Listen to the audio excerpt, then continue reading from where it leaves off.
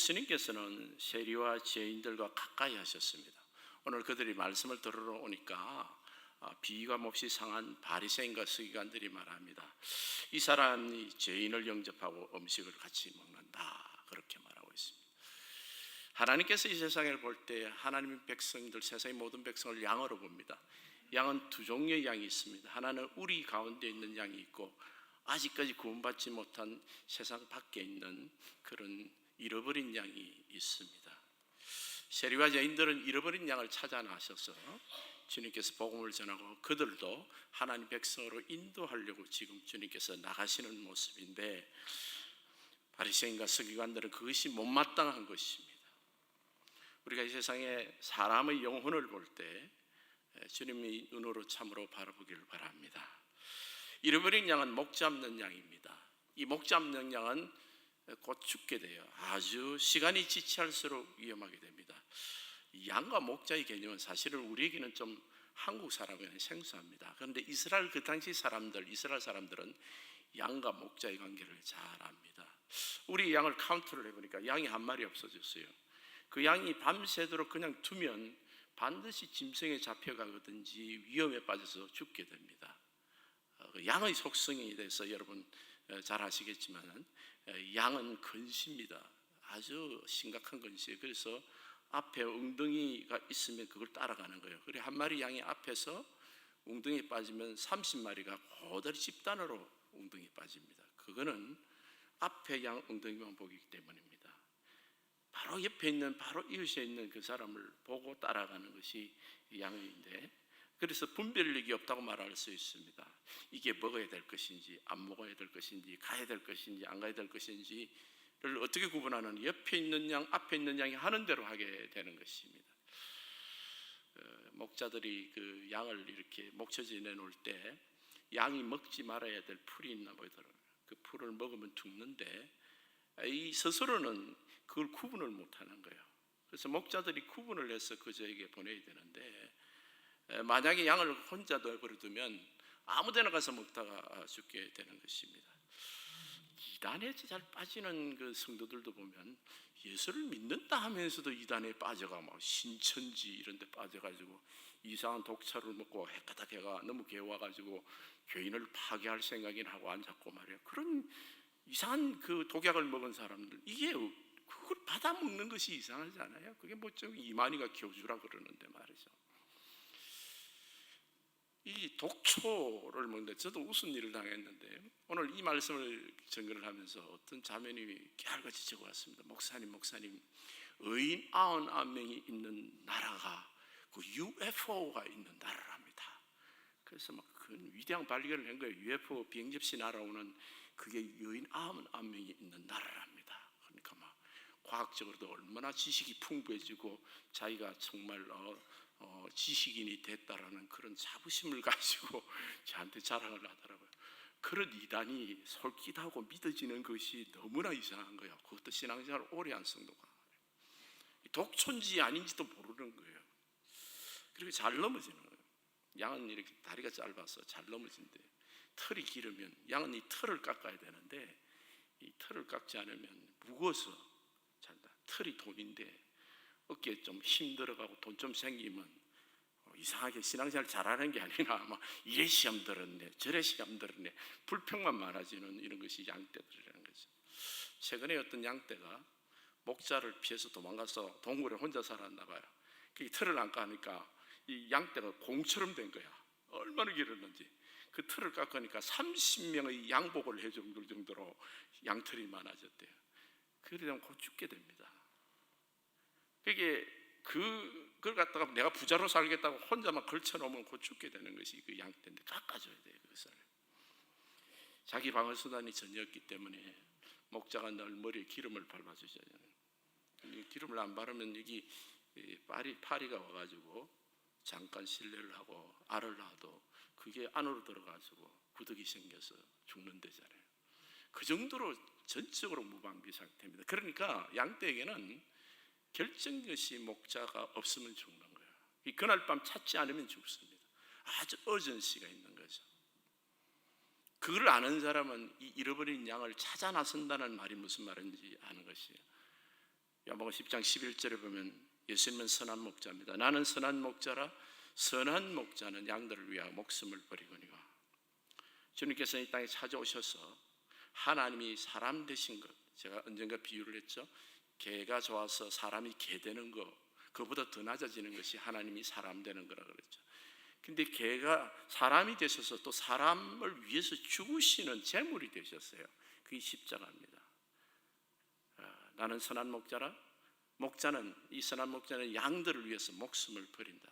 십자가에서 자신의 생명을 바쳐서 구원의 길을 여시고 우리를 찾아서 구원하신 분입니다. 우리도 한때는 잃어버린 양이었어요.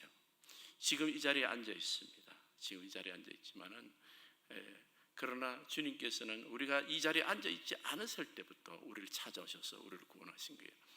우리 스스로 발로 오고 내가 결단해서 교회를 다니기로 했다라고 간증을 하고 처음에는 교회를 옵니다. 그런데 신앙생활을 해보면 사실은 내가 한 게 아니라 주의 은혜로 주님이 찾아오셔서 내가 하나님의 백성이 된 것을 깨닫게 되는 것입니다.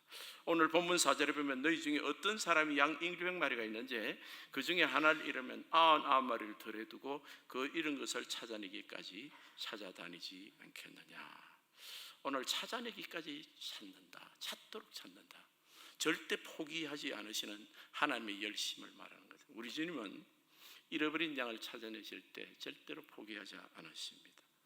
하늘 보좌를 부르시고 말씀이 육신이 되어 십자가의 죽음의 길을 통과해서라도 그 피를 보는 그런 고난을 통해서 죽음의 길을 통해서도 그걸 뚫고 오셔서 우리를 구원을 하신 것입니다.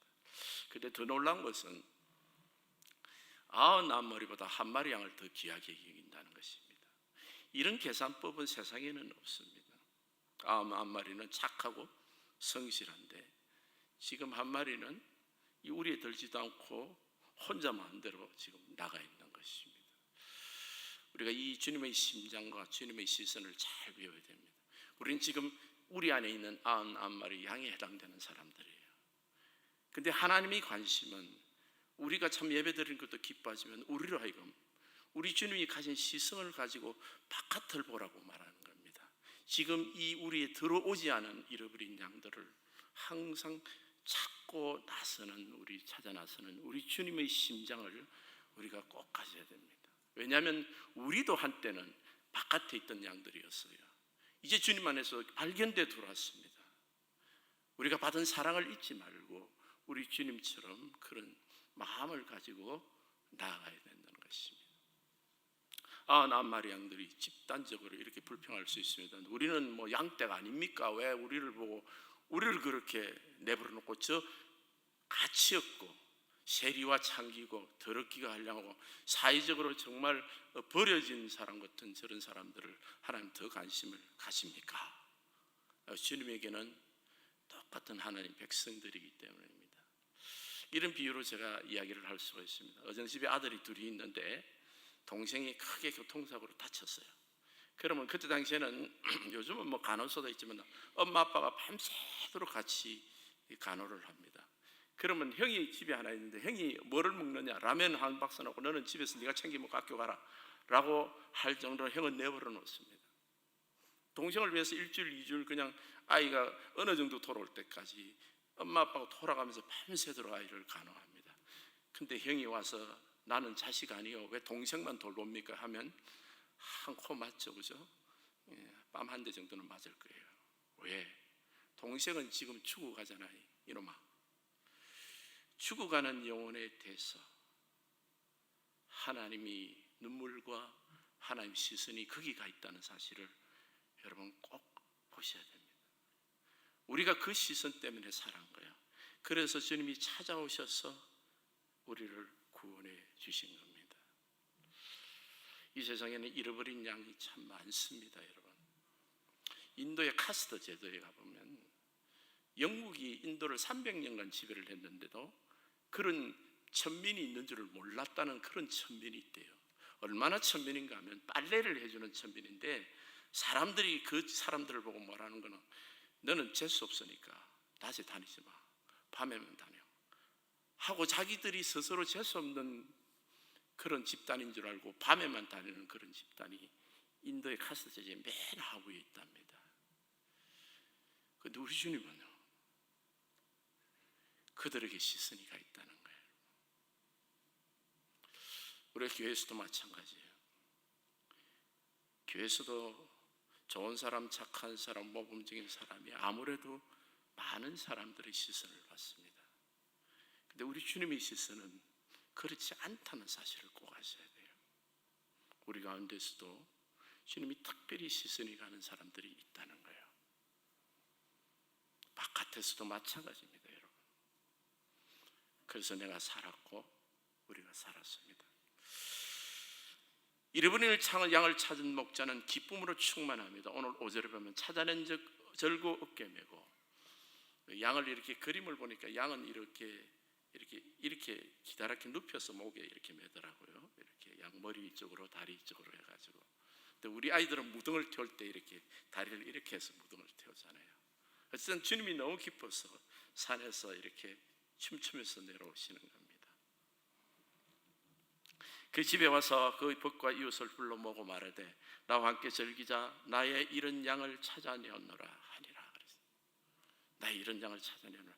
잔치를 벌이는 겁니다. 이것도 참 이해가 안 되죠.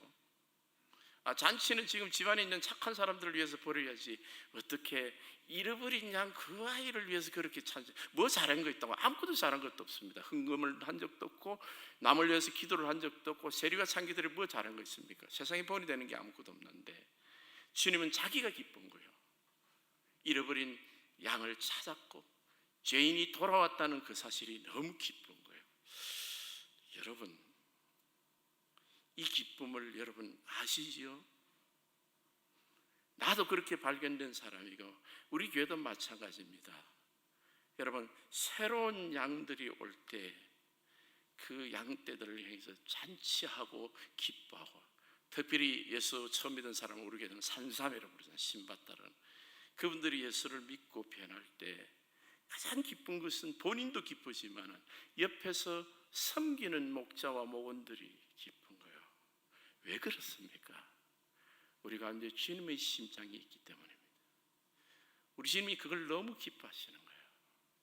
나도 기쁜 거예요.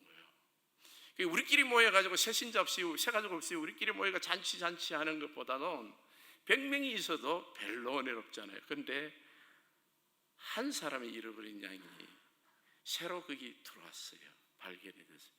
그리고 잔치할 때는 완전히 분위기가 다른 겁니다. 새 생명, 새 은혜가 넘치는 것이에요. 병원에 가면 신생아실에 가서 우는 사람은 없습니다. 할아버지 할머니는 베이비는 안에서 울고 있고 눈도 안 떠진 애들도 얼굴이 빨갛고 무슨 진짜 지는 아무것도 모르죠. 근데 바깥에서 할아버지 할머니를 보면서 엄마 아빠는 가끔 그런, 아무리 엄한 할아버지라도 그 베이비 앞에서는 자기가 애교를 떠는 거예요. 신생아를 보면 기쁘듯이 영적으로 그 하나님의 교회에서도 새롭게 은혜 받고 주님 앞에 새롭게 조인된, 다시 발견된 잃어버린 양들이 돌아왔을 때 하나님의 교회가 잔치해야 됩니다. 우리 교회는 많이 전도하셔야 돼요. 우리끼리 모여서 예배드리는 것보다도 더 귀한 것은 복음을 모르는 사람들이, 잃어버린 사람들을 주님 앞에 와서 데리고 와서 주님 앞에서 주님이 발견한 기쁨으로 찬송하고 예배드리는 그것이 교회를 얼마나 신나게 하는지 모릅니다. 그게 천국 잔치예요. 우리 두 번째 알아야 될 것은 잃어버린 양을 찾으시는 이 주님의 심장으로 우리도 이제는 찾아 나서야 한다는 것입니다. 오늘 말씀 중에 가장 은혜되는 것이 무엇입니까? 연약한 자를 더욱 불쌍히 여기시고 찾으시는 은혜를 말합니다. 99마리보다도 한 마리 버려진 양에 대해서 주님이 더 관심이 있다는 사실이에요. 마태복음 9장 13절에 나는 의인을 부르러 온 것이 아니요 죄인을 부르러 왔다 그랬습니다. 우리는 사실은 우리 주님께서 우리를 만나 주신 때가 우리가 잃어버린 양이었을 때였습니다. 이 세상에서 살다 보면 아무도 나에게 관심을 가지 않았었던 그런 때가 있었어요. 하나님께서 우리를 발견하시기 전에 우리 모습이 아무도 나를 관심을 가지 않고 버려졌을 때라는 그런 상황에서 주님이 찾아오시고 우리는 그런 은혜를 경험한 사람입니다. 디모데전서 1장 15절을 보면 그리스도 예수께서 죄인을 구원하시려고 세상에 임하셨도다. 죄인 중에 내가 교수다 그랬습니다.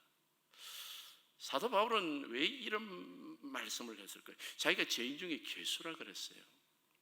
사도 바울은 사실은 예수를 믿기 전에는 다메섹으로 갈 때 공문을 받아서 예수 믿는 사람을 다 잡으러 갔던 거예요. 참 악인이었어요. 스데반을 죽이는 것도 직성이 풀리하지 않아가지고 거기서 한 걸음 더 나가서 지금 시리아에 있는 다마스커스 다메섹으로 그리 예수 믿는 사람을 잡으러 갔습니다.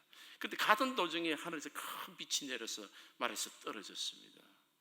그래서 사울아 사울아 네가 나를 왜 핍박하느냐? 주여 니시나이까 나는 네가 핍박하는 예수라 그랬어요. 그래서 예수님이 은혜를 받고 아라비아 사막으로 와서 3년 동안 말씀을 연구를 해보니까 전부 다 그 말씀이 구약의 말씀이 예수 그리스도에 관한 것이더라는 것이에요. 야, 정말 얼마나 큰 은혜를 받은지 모릅니다. 근데 참 희한한 거는 자기처럼 악인을 하나님이 만나 주셔서 그것도 이방인의 사도로 세우신 이 주님이 이해가 안 되는 거예요. 세상에는 그런 법이 없잖아요. 세상은 악인을 누가 관심을 갖습니까? 누가 예수 믿는 사람을 죽이는 자, 스데반을 죽이는데 자기는 돌로 쳐 죽이는 사람들을 옷을 맡았으니까 대장 역할을 할 거예요. 그런 사람이었던 거예요. 근데 예수를 믿고 나니까 자기가 이 스데반이 죽인 죄에 대해서 어떻게 갚을 길이 없는 거예요. 스데반이 살아있으면 가서 잘못했다고 이야기를 하겠지만 이 주님이 죄를 지었는데 자기 같은 사람들은 이거 어떻게 해야 되는가? 근데 성경에 보니까 나는 의인을 부르러 온 것이 아니라 죄인을 부르라고 예수께서 죄인을 구원하러 세상에 왔다는 거예요. 의인보다도 죄인에게 더 관심이 있는 거예요. 자기처럼 그런 잃어버린 양 같은 이런 죄인에게 관심이 있어서 주님이 찾아오셨다. 그래서 내가 죄인 중에 교수다라는 생각을 하게 돼요. 이 바울의 말에 의하면 바울은 자기는 맞아 죽어야 될 마땅한 죄를 저지른 사람인데도 그 사형수를 용서하시고 의인으로 불러주신 것만도 감사한데 하나님 자녀로 또 택해주시고 거기다가 이방인의 사도로 부르신 거예요. 이건 이해가 안 되는 거예요, 자기가. 근데 주님을 만날 때 바로 부르신 거예요, 주님께서는. 뭐 좀 있다가 부르신 것도 아니야. 우리가 구원받을 때 말이죠, 바로 그냥 의인이라고 그러고 하나님 자녀라고 그러고 사도로 직분을 주신 거예요. 무슨 착한 일을 한 것도 아니야, 자기가. 이걸 어떻게 이해를 해야 되는 거야?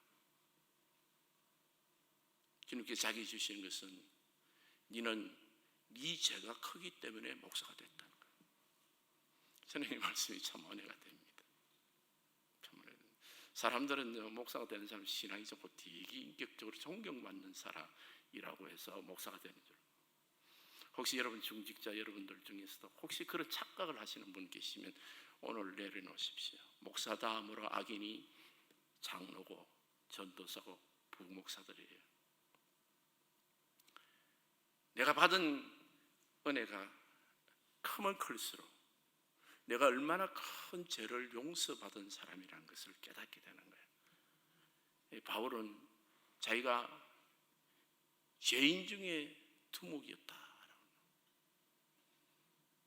그래서 내가 주님으로부터 목숨을 내가 맞아 죽어야 될 사형수인데 목숨을 구원받으니까 나는 주님을 위해서 목숨을 바치겠다. 나의 달려갈 길과 그 은혜의 복음을 전가하려면 내 목숨도 귀한 것으로 여기지 않겠다는 거야. 사람은 받은 은혜만큼 하나님께 드립니다. 바울은 살인자였어요. 이것을 갚을 길이 없습니다. 그 사람이 살아있지도 않는 거예요. 그런데 아무도 자기를 사람 취급하지 않을 때 그리스도인들 중에서는 아무도 자기를 그리 사람 취급하지 않았을 때, 그때 주님이 찾아오신 것이에요. 여러분과 저의 인생을 돌아보면 우리가 가장 어렵고 아무도 없을 때 주님이 우리를 만나주신 그 은혜를 알고 있습니다. 아무도 나를, 누가 다메섹에서 사람 죽이러 가는 그 인간을 사랑합니까? 사람 중에 그런 인간을 사랑할 사람이 있나요? 그것도 예수 믿는 가장 거룩한 하나님의 백성들을 죽이러 가는 그 인간을 사랑할 사람이 누가 있습니까? 근데 주님이 자기를 찾아오신 거예요. 나는 복음을 전하되 절대 사람의 행위를 보고 복음을 전하지 않겠다. 바울은 오직 믿음으로, 나는 율법으로 말하지 않겠다. 저 사람이 착한 행실을 하거나 저 사람이 더러운 행실을 한 그것이 문제가 아니라 예수를 믿으면, 누구든지 예수를 믿으면 구원받을 수 있다. 예수를 믿음으로만 구원받는다. 바울은 행위를 말하면 안 됩니다. 왜냐하면 행위로 말하면 자기는 맞아 죽어야 될 놈이니까. 오직 주님의 은혜로만 사는 사람입니다. 그런데 주님이 자기를 만나주신 거예요. 여러분의 인과 저의 인생에도 우리가 가장 아무도 없다고 생각할 때 주님이 우리를 만나주셨습니다. 그래서 고린도전서 6장 17절 18절 보면 너희는 너희 것이 아니라 값으로 산 것이 되었으니 그런즉 너희 몸을 하나님께 영광스럽게 드리라는 말씀이죠. 우리는 우리 것이 아닌 거예요. 우리는 주님께 온전히 자신을 드려야 돼요. 그래서 우리가 연약할수록 부족할수록 지금도 찾아오시는 우리 주님이시고, 그렇게 해서 우리를 만나주십니다. 두 번째 우리가 알아야 될 주님의 심령은 하나님의 눈물을 우리는 본 자입니다. 죄인을 위하여 흘리시는 예수님의 피와 십자가의 고통과 그 눈물을 알고 있습니다. 그렇기 때문에 우리 모두가 목자가 되어서 선교사로서 잃어버린 양을 찾아 나서야 되는 목자의 심령을 가진 자입니다. 주님은 내가 가장 어려울 때 만나주시고, 내게 아무도 없다고 할 때, 그 캄캄할 때 내 손을 잡아서 인도하시고 빛으로 인도하신 그 주님이십니다. 그래서 주님이 나를 구원하신 그 사랑을 아는 사람은 나도 이제 잃어버린 양을 찾아 나서는 목자의 심령을 가진 자로 나아가야 됩니다. 우리 교회에 교육관을 주셨어요. 주님께서 저쪽에 교육관을 주셨어요. 그래서 이 지역에 우리가 이번 주 말고 다음 주 주일부터 들어가는데, 우리 아이들에게, 참 이쁜 아이들에게 될 수 있으면 교회에서 최고의 시설로, 좋은 의자로, 좋은 시설로 우리 아이들을 최고로 그래서 만들어서 아이들이 거기서 예배를 드리도록 그렇게 준비를 하고 있습니다. 그런데 이를 준비하는 과정 중에서 제가 기도를 하면 늘 아른거리는 사진이 하나 있어요. 오늘 그래서 사진 한번 볼까요? 우리 아이들이 이쁜데, 참으로 이쁜데, 저 바닷가에서 배가 뒤집어져서 엄마하고 두 아들이 죽은 사진입니다. 그 중에 동생 시체가 저 바닷가에 떠내려와 있는 거예요. 우리 아이들 나이입니다, 여러분. 우리 자식이 얼마나 귀합니까, 그죠? 근데 예수님의 눈이 어디에 가 있을 것 같아요, 여러분? 하나님이 잃어버린 양들이 지금도 고난받고 죽어가는 아이들이 있다는 거예요. 우리 아이들이 좋고 우리가 잔치를 하고 우리 아이들이 하나님 잘 믿도록 저런 아름다운 시설을 하는 만큼 우리는 주님의 눈물을 절대 잊어서는 안 됩니다. 우리에게 하나님의 눈물이 있습니다. 우리가 그 눈물 때문에 우리가 살았고, 그 사랑 때문에 우리가 살았다는 것을 우리는 간증하는 사람들이에요. 그렇기 때문에 그리스도의 심령을 가지고 잃어버린 양떼를 찾아서 나아가는 그 예수님의 주님이 눈물을 잊어서는 아니 됩니다. 제가 이 다음 주 28일 날, 다음 주 월요일 날 시리아로 갑니다. 아직까지 제가 잘 몰라요. 거기서 주님 안에서 우리 IMB 선교사들이 준비하고 있는데 여러 군데를 방문할 것입니다. 제가 한가지 하는 것은 주님이 그 백성들을 향하여 눈물을 흘리고 계신다는 것이, 세계 방방곡곡의 수많은 민족들이 여러분의 기도의 손길이 필요합니다.